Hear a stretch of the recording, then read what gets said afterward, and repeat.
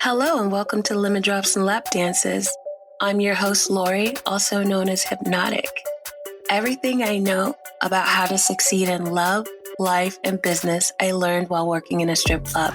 And on this show, I tell it all. Join me as we dip our toes into hustle and club culture and learn how to win at life while we're at it. Let's get started.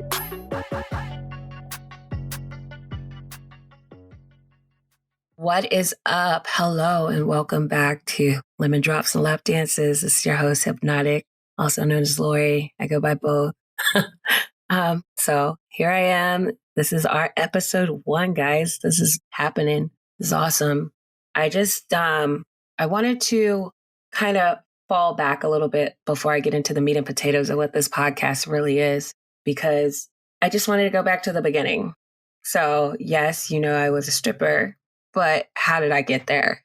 And so you don't know me. Most of you don't know me in real life. And a lot of people don't really know my story. But I was looking at some quotes and, I have a daughter who is younger.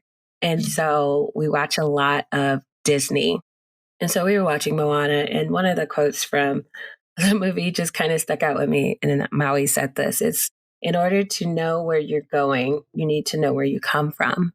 And there's so much truth in that. Like, if you don't know who you are and where you come from, then you really don't know where you're going. You don't have a roadmap to your destination. And the great Maya Angelou also said, I have a great respect for the past. If you don't know where you've come from, you don't know where you're going. And that's Maya Angelou. So here we are, the beginning of this podcast, episode 1. And I'm just going to take you back a little bit and kind of share a little backstory as to why and how I got into what I got into. So those are profound thoughts from both Dr. Angelou and Maui. And it's very fitting that I would hear those this week as I'm getting ready to record my first episode.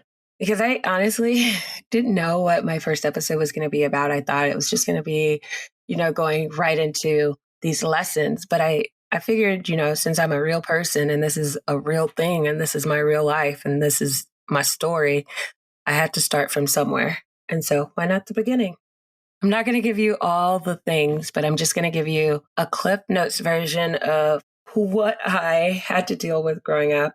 And it's really crazy because I really don't talk about my journey. I don't talk about my story because it's one that's filled with trauma and heartache and all the things that a child should never have dealt with, I've dealt with. So I don't usually dive into this kind of stuff, but I told you you're going to get real. I told you you're going to get raw and unfiltered, and here it is. So I was born in 1983 in a little town called Panama City, Florida, to a crackheaded mother and father. They both were alcoholics as well. So growing up, my life was a series of back and forth with grandparents and random people and in crack houses and all the things. My life honestly seemed destined to be crappy from jump. However, I had a survivor streak in me that I didn't recognize at the time. And I also had the love of my grandparents, my grandpa and my grandma, and my grandmother, Ma, who loved me dearly and prayed for me every day. And I swear, if it wasn't for their prayers and for their love and their guidance, I wouldn't be half of the person that I am today. So I want to give them a shout out too. Yes, I learned lessons from the strip club, but there's something about a praying grandmother that is stronger than anything. Anyway, so here I am. I was born in 1983. Fast forward 1988, I'm starting school. I'm excited. All the great things that kids, you're going to school, you're going to learn. But I grew up, I was poor. I didn't have anything. I didn't have like the new clothes, the nice clothes, none of the good things. And, people knew that my parents were drug addicts and it was bad. Anyway, so my mom, this is like my first real memory of where I knew like things were messed up. So like my mom invited my whole kindergarten class to a birthday party for me at McDonald's. And I remember this vividly because it was just so embarrassing. And then she never showed up. Like, my friends were there, I was there, and my mom was MIA. So, like, we had all these people at this McDonald's, and yeah, like, she was supposed to pay for this stuff. Like, it was so embarrassing. But that was just like the first instance of me learning not to trust anybody. My grandfather passed away shortly thereafter, and he was my person. I used to garden with him, and he just loved me and taught me so many great things. So then I moved in with my grandmother. It was just me and her for a long time. You know, she took me in. She didn't have to. She had already raised 9 children. She didn't need to raise her grandchildren either. But I remember that my mom would come in from time to time and just take my grandmother's purse and like all the money that we had and just go and buy drugs. Or like I would get presents for Christmas and she would take them and go sell my Christmas presents for drugs. Like, who does that to a child, your own child? Like, she took me from my grandmother, took me to Louisiana and then Texas, and I had nobody, just her. And she would take me to the crack houses and I would be there with her while she was doing drugs and people all around me were doing drugs. And I was just there like a child, a baby. So needless to say that this had a profound impact on who I became and how I felt about my worldview and how I felt about how I was destined to become. So I never like really received that parental love. Yeah, I had my grandparents, but I just didn't have that like my mom or my dad that really cared about me. So I fell in with the wrong crowd, needless to say. I fell in with the wrong group of friends. And while I do love my crew and I'm still friends with a lot of you, we did some stupid shit. Like, we made some terrible decisions. And while I don't regret anything that we've done, I just wish we would have made a different choice because there's always lessons in life. There's lessons in failures and there's lessons in losses. And everything that we did, even though it was stupid, taught me a very valuable lesson about how to move in the future. And I respect that journey. But God, was it dumb? Like, it was so stupid. I could just sit here and fill this podcast up with all of the stupid things. It would be like hours and hours of just dumb stuff. Anyway, I fell in with the wrong crowd. We made dumb decisions, and that led me to become pregnant at 15. It was not my greatest moment, but what do you do? You know, I had a baby at 16 and I was homeless. So, yeah, my grandmother had passed away, or no, she hadn't passed away. She had gotten really sick. And so she moved in with my uncle, which left me homeless because I couldn't move in with my uncle. I couldn't move in with any of my family. Like, it was just no thanks. Because honestly, they assumed that I was like my mom, and I don't blame them. You know, I wasn't living right. Did I do drugs? Yes. Was I addicted to drugs? Absolutely not. Did I drink? Did I do all the bad things? Yes. Did I make poor decisions? Absolutely. I was a teenager. I did things that teenagers do that don't have a proper home life and guidance and parents and stable adults in their lives. And that's okay. You know, I used to be really upset with my family, but looking back on it, I'm glad that things happened the way that they did because now I have a family and I know exactly how to treat them. And I have children and I know how to raise them in a way that will enhance their lives and make them good humans. So, Cliff Notes version. Born in 83, crackheaded mom, went through some crappy things, had some cool friends, but some stupid friends. And myself was stupid because I got pregnant at 15 and I had a baby at 16 and I was homeless.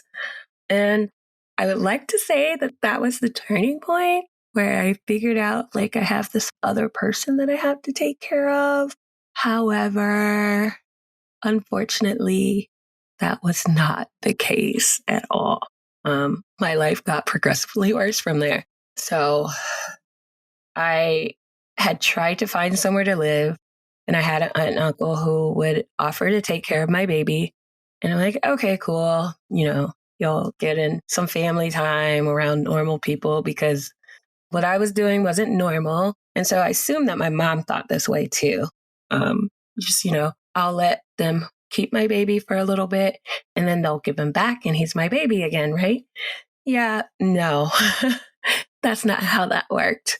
So I was 17 and on my son's first birthday, I went to go pick him up and I was told that I could not come get him, that he was staying with my aunt and uncle. And yeah, that was the worst day of my life. I don't even know if I can say that I'm fully over that day. Yeah, that was the worst day of my life. I didn't think I'd get emotional, but I've never actually said that out loud. So after that day, that week was full of court times and supervised visits. And I just was like, I can't live like this anymore. So that was the pivotal turning point for me when I was like, I have to get my shit together. I didn't know what that looked like because I didn't have strong role models that emulated what getting your life together looked like. I mean, yeah, I had like an uncle that lived in Atlanta who was awesome. And then like I had my aunt who tried to take me in, but that didn't work out. So yeah, I had to figure it out on my own. And that's when I entered club life. I finally felt like this was it. Like going into the club, I felt like I belonged somewhere and that I was surrounded by these strong women, empowered women who were, well, they were using their bodies as a means to an end. It was on their own terms and they were getting money on their own terms. Like, yes, there is a transaction involved with dancing, but there's also your own terms to it too. And I felt empowered and I had money for the first time in my life. I had my own money. I had relationships with women that were doing things that I wanted to be doing. They had their own houses, their own cars, savings. They were going to school. They were doing things that I had not seen anybody do. And so I was just like, wow, I had a roof over. I wasn't homeless anymore. But it's funny though, because even though I was focused on making it and just getting my life together, yeah, in a strip club, no less, what I failed to realize at the time was that I was learning some of the most valuable lessons in my life. And that is what I'm going to share here going forward is the lessons that I've learned. But I just needed to get out some of the things that had happened to get me to the point where I was in a strip club. And it wasn't a bad thing that I was in that club. Actually, that club was life-changing for me. And you're going to see as the episodes progress. But I just thank you for rocking with me for the time being. I thank you so much for listening to me, downloading me, sharing my podcast. This has been surreal. And I'm so freaking excited to share my story with you. Yes, I don't have to talk about it anymore. If you want to know my story, episode 1 is where it's at. I will not be talking about from 1983 until the strip club anymore. It's done. It's out. So let's move forward on this journey. So make sure you have a pen and paper ready because school is about to be in session and you're going to learn the rules of the game starting in episode 2. So with that, this is Hypnotic signing off and I'll see you in the next episode. Hi, friends. I just want to thank you so much for listening. Please tune in every week on Friday to discover more tried and tested insider tips for getting better at life, love, and business. Until our next episode, you can connect with me on Instagram at Lemon Drops and Lap Dances. And please don't forget to leave a rating and subscribe to our show wherever you like to get your podcast. I'm going to see you next week. And this is Hypnotic saying goodbye for now.